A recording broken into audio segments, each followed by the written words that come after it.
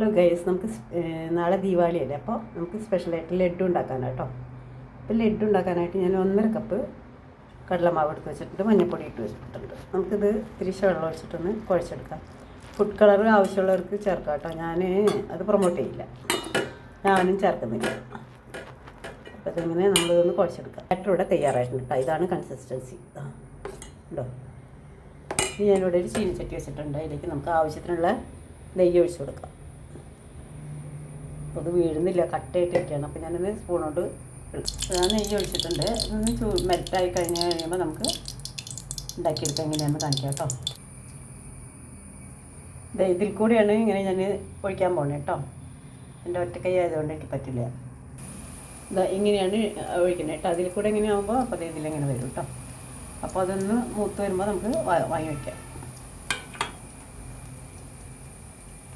അപ്പോൾ ഇതെല്ലാം വറുത്തെടുത്തു. ഞാൻ ഇത്തിരി ഏലക്കാപ്പൊടി ഇട്ടിട്ടുണ്ട് കേട്ടോ. ഏലക്കാപ്പൊടി പൊടിച്ച് വെച്ചതാണ് ഞാനിത്.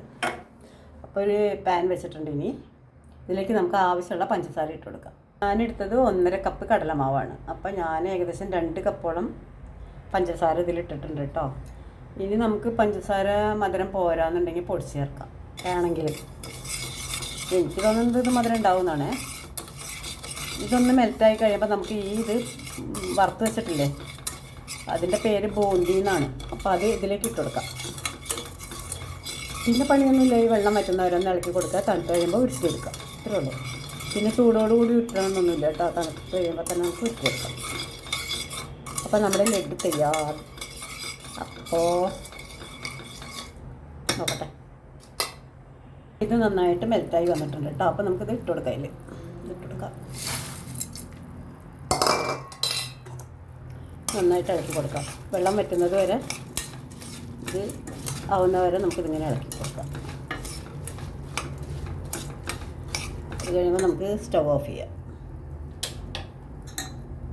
ഈ സമയത്ത് നമുക്ക് ഇത്തിരി നട്ട്സൊക്കെ ഇട്ട് കൊടുക്കാം കേട്ടോ. ഞാനിത് അണ്ടിപ്പരിപ്പ് ഇത്തിരി ഇട്ടിട്ടുണ്ട്.